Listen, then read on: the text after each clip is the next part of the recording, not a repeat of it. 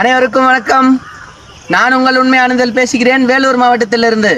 நமக்கு நாம் தான் பொறுப்பு, எனவே இருக்கணும் விழிப்பு. பிறர் நம்மை காப்பார் என்பது தவறான நினைப்பு. என்ன சரிதானே? நம்மை நாமே காப்போம், நலமாக வளமாக வாழ்வாங்கு வாழ்வோம் என்று அன்புடன் உண்மை ஆனந்தவேல். நன்றி. தனக்கொரு கொள்கை, அதற்கொரு தலைவன், தனக்கொரு பாதை, அதற்கொரு பயணம். உனக்கென வேண்டும் உணர்ந்திடு தம்பி, உழைத்திட வேண்டும் கைகளை நம்பி.